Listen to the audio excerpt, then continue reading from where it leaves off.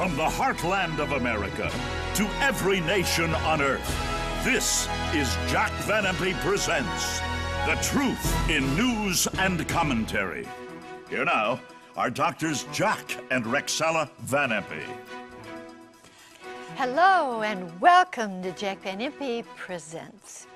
As I always say, we do take pleasure in coming into your home every single week because we can share some of the most interesting headlines from around the world that actually we don't get here in the United States quite often. But we deeply appreciate the opportunity to be with you today. The first headline, renowned rabbi speaks openly about Chrislam. Ahmadinejad says Iran is determined to eradicate Israel. And the Middle East Christians facing extremist atrocities. My, oh my, I never dreamed that I would ever be able to read something like that, but I will explain in just a moment. And having been in the Holy Land about 10 times, I can't tell you what a blessing it was every single time to be there where my Lord was born and to have the wonderful joy of appreciating where he died, where he rose again, where he's coming back again. Jack, I know you love the Holy Land too so very much. Oh, I do. And you know, Rexella, I really learned that the Jewish people have love for the Muslims and the Arabs. And here is why. Rexella and I have taken at least 10 groups to Israel over the years. If we went, first of all, to Israel, we could get into no Muslim countries because they refused to let anyone come in from Israel.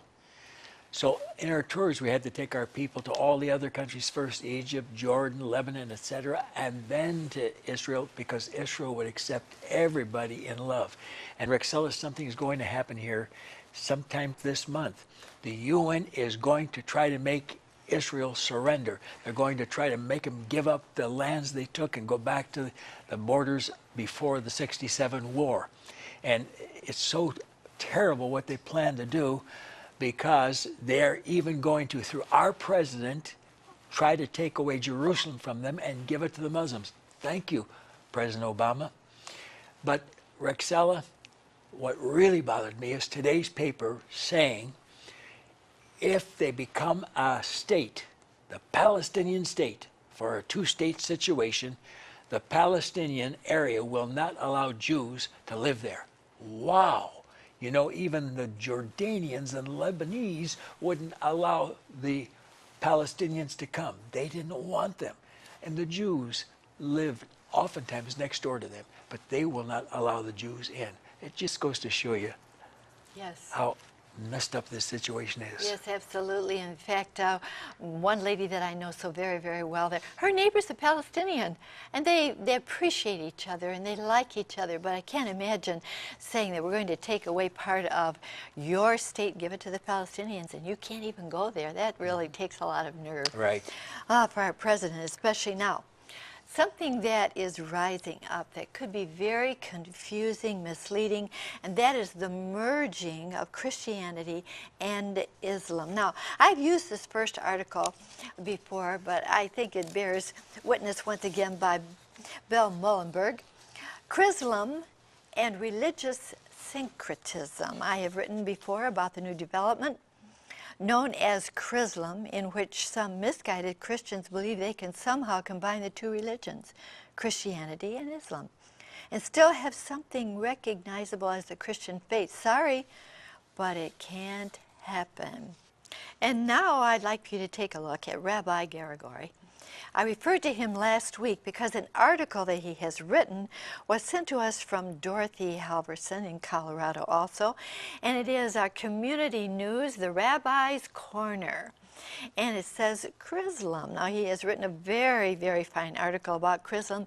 We've been talking about it. We're going to divide it into 4 different areas of this article. The first one, the beginning.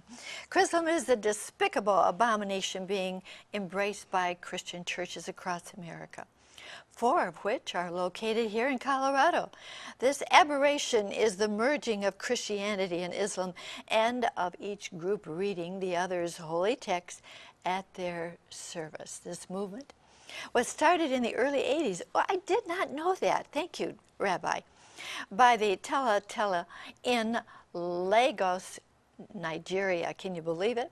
It appears that this religious movement gained momentum with the misinformation given to the American people by President George Bush's statement, Islam is a religion of peace. I didn't realize that it started in the 1980s, Jack, but how very, very interesting that is. Now, I want to ask Jack a very good question. He's known to be the walking Bible. I always like him to back up everything that he says with the Bible, and I know that that's our authority.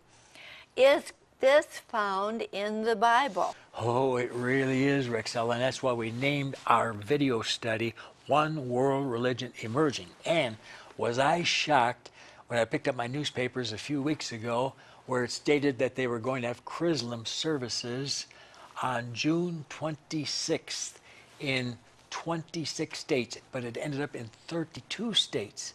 And this thing is moving and moving faster than anything I've ever seen. And let me say this, it is the final sign before our Lord comes. That's how close it all is.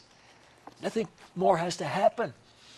So what happens as we study the Old Testament on this subject? We find out that there is a one world leader coming, for he devours the entire globe. Daniel 7:23, and he magnifies himself above all that is called God. And that's chapter 11, verse 36. We find in the New Testament the same thing. He rises in Revelation 13:1, and he has power over all kindreds, tongues, people, and nations, global, New World Order, and all the world worships him whose names are not written in the book of life. The true believers will recognize who he really is. And thank God we're not going to be here when it's in full harmony, because we will be raptured, praise the Lord, and it's the ones who call themselves Christians by name only who are going to be left behind for the biggest monstrosity in history. These two religions, antagonistic religions, joining together. It just cannot work. But Rexella, it tells us that the Lord's coming is so near. Oh. And you know, Jack, I'm glad you're bringing that out right at the beginning of the program, because that brings joy to our hearts, and we know that that is a fact. That's for sure. The Lord is coming very, very soon. Now, something that's really been misunderstood here is the statement about the religion being a religion of peace, and we're going to go on with the rabbis referring to that. This statement about a peaceful religion could not be further from the truth, and is in complete disregard of the trail of blood which has accompanied Islam since its beginning at Medina in the 5th century of the Common Era, with the common practice of killing infidels as Muslims implanted their religion in countries that they dominated. Let's go on and see what this... That's the Catholic report. Yes, it is. And let's see what he's referring to. The Quran gives the Muslim the right to judge Christians and to kill them. For the jihad, the holy war, it commands the imposition of religion through force with the sword. I'm really sorry about that, but that's a good report there. Middle East Christians facing extremist atrocities. I'm so sorry that happened. That was just this past June.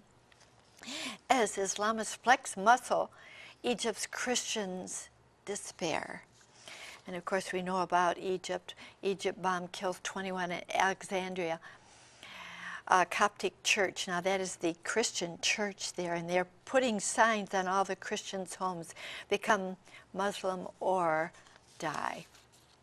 Thousands of Christians displaced in Ethiopia. 50 churches and dozens of Christians were destroyed. And going on. Muslims post death threats on doors of Christian homes. And again, thousands of Christians flee central Iraq, the United Nations reports. And then also Iran arrests dozens of evangelical Christians. Now, I'm sure that you are asking yourself this question: can there ever be able to be peace over there? Not only are they killing Christians, but they're killing each other. Jack, can they really have peace over there? And it's this Ahmadinejad who's the big troublemaker.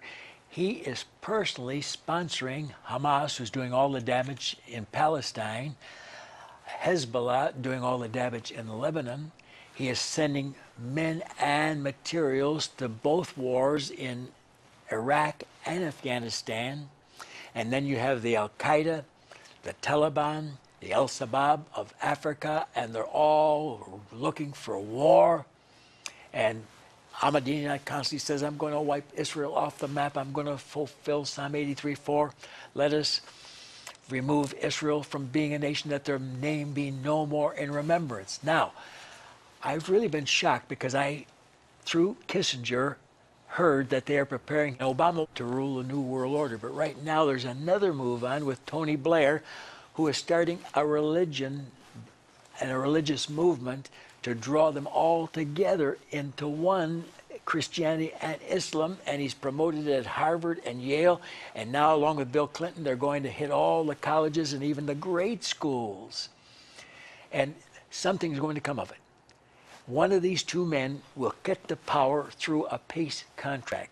For this one, who's called the world dictator, comes in peaceably, Daniel 11:21, enters in peaceably, Daniel 11:24. But it's a contract of death and hell, Isaiah 28:15. Why? Because through peace he destroys many, Daniel 8:25. How's that possible? A false hope. Oh boy, it's happened. It's going to be a 7-year contract. It will work for 42 months, and that's Daniel 9:27, and then it's broken. They're saying peace, peace, peace, peace. Jeremiah 6:14 and Jeremiah 8:11. But there'll be no peace. And just at that point, 1 Thessalonians 5:3, when they say peace and safety, then sudden destruction cometh upon them. And that's when Russia moves in Ezekiel 38. And they say, I'm going against them that are at peace. Chapter 38, verse 11. Wow. After 42 months, that's as long as it lasted. They can't keep them working together. And Rexella, when we were in Israel, President Navan said, I know we're going to have a war with Russia someday because of Ezekiel 38 and 39. Moshe Dayan said there'll be war with Russia, the next big one for Israel. And he used the same chapters. And that's chapter 38, verses 1 and 2. The word of the Lord came unto me, saying, Son of man, set your face against Gog, the Rosh prince of Moscow and Tobolsk. And chapter 39, they lose. But not only do they war, but all the different Arab tribes among the Muslims join with them, align with Russia. And you find that in Daniel 11:40, Isaiah 17:1, Ezekiel 38, verses 5 to 7, and Psalm 83, verses 5 to 7. Ahmadinejad has just said, let us cast Israel off from being a nation. Let's drive them into the sea. But everything they happen to do fails because God is on the side of Israel and says in Ezekiel 39:6, I will rain fire upon Gog of Magog and all their allies. They're not going to win. And they think they're going to drive Israel into the sea and get rid of that nation. My God says in Isaiah chapter 56, verse 5, I'll give Israel an everlasting name. There'll be a second move when China comes, Revelation 16, verse 12. And then, of course, the war is described in Revelation 9, 14 to 18, the bloodiest war in history. The Jews call it the Battle of Battles. We call it Armageddon. Revelation 16, 16. And then there's a third and final move when all nations come against Jerusalem. Zechariah 14:2. And that's when Mashiach appears. His feet hit the Mount of Olives. It splits from east to west, verse 4. And the enemies are destroyed, verse 12. And year after year they come up to Jerusalem to worship